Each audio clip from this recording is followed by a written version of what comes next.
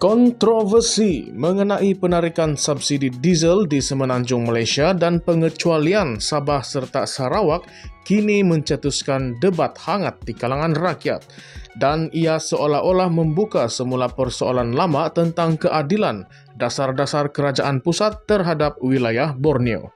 Apakah penarikan subsidi ini merupakan satu tindakan yang adil, atau adakah ia sebenarnya satu bentuk diskriminasi terhadap penduduk Semenanjung? Ini adalah soalan yang kerap diungkapkan, lebih-lebih lagi apabila tindakan ini mengundang saman dari pihak yang terlibat, termasuk Perdana Menteri, Kerajaan Persekutuan, dan beberapa menteri utama. Saman yang dilihat sebagai cabaran terhadap keputusan kerajaan ini menjadi isu yang besar, mencerminkan ketidakpuasan hati yang mungkin lebih meluas di kalangan rakyat.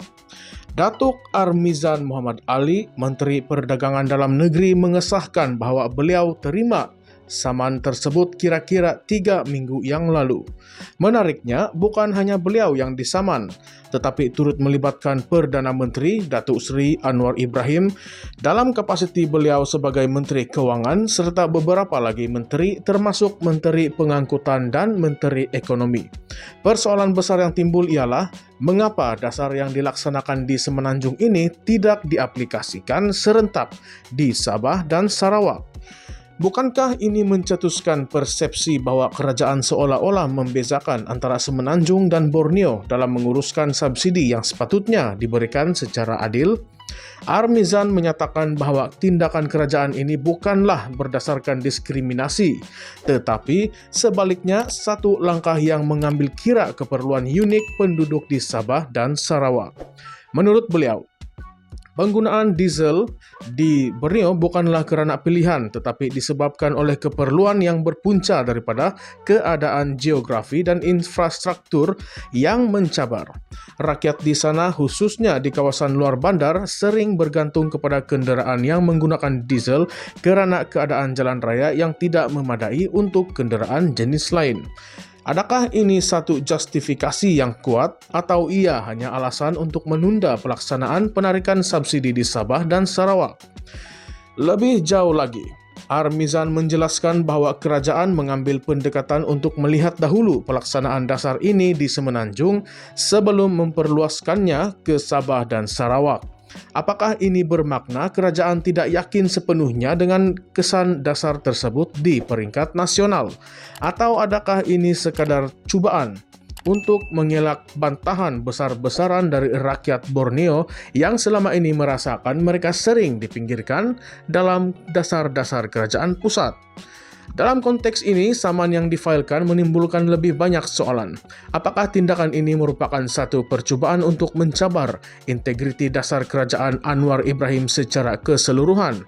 Tuntutan saman yang melibatkan jutaan ringgit menunjukkan betapa seriusnya pihak ini yang terlibat dalam kes ini. Tindakan membawa kerajaan ke mahkamah merupakan satu langkah besar, dan ia mencerminkan betapa mendalamnya ketidakpuasan hati sesetengah pihak terhadap keputusan penarikan subsidi ini. Soalan lain yang perlu difikirkan ialah sejauh manakah dasar ini memberi kesan kepada rakyat di Semenanjung, dan adakah terdapat potensi bahawa Sabah dan Sarawak akan mengalami nasib yang sama dalam masa terdekat. Jurang harga barang dan perkhidmatan antara Semenanjung dan Sabah serta Sarawak juga menjadi isu utama dalam kontroversi ini. Menurut Armizan, rakyat di Sabah dan Sarawak terbeban dengan kos hidup yang jauh lebih tinggi berbanding Semenanjung, walaupun gaji bagi penjawat awam adalah sama di seluruh negara.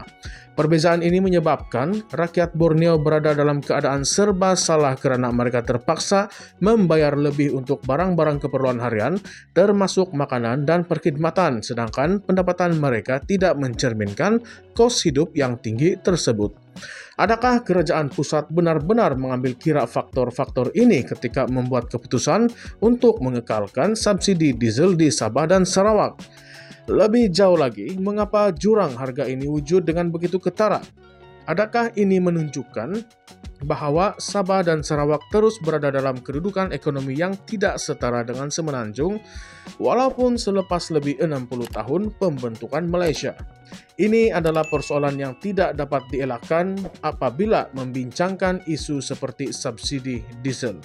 Jika kerajaan benar-benar ingin menegakkan keadilan, mengapa tidak menangani masalah jurang harga ini dengan lebih serius daripada sekadar memberi alasan bahwa keadaan di Borneo adalah unik?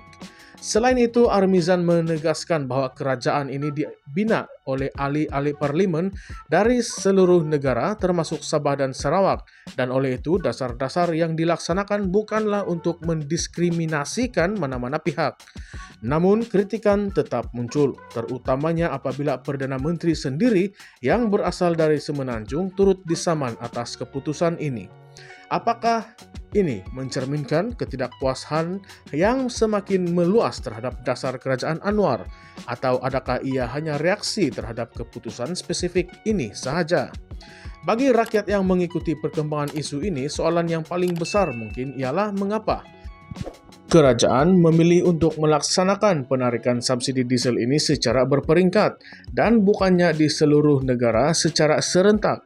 Jika alasan yang diberikan adalah kerana keadaan unik di Sabah dan Sarawak, adakah ini cukup untuk meredakan keresahan rakyat di Semenanjung yang merasakan mereka sedang menanggung beban yang lebih besar?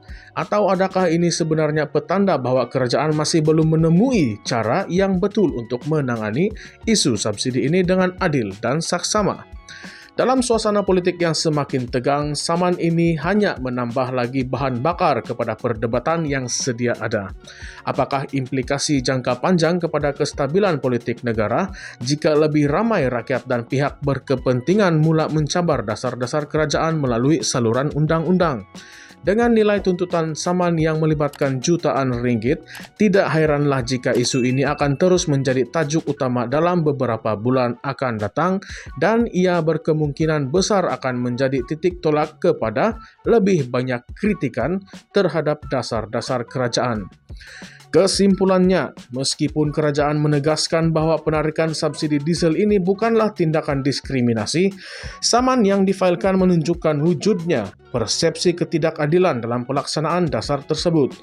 Dalam keadaan ekonomi yang mencabar, kerajaan perlu berhati-hati agar setiap keputusan yang dibuat tidak mencetuskan rasa tidak puas hati di kalangan rakyat, terutama apabila ia melibatkan isu-isu penting seperti subsidi bahan api yang menjadi keperluan harian. Apakah pandangan Anda semua? Sila utarakan pandangan Anda di dalam ruangan komen di bawah, dan itu sahaja. Jumpa lagi di isu yang lain. Terima kasih.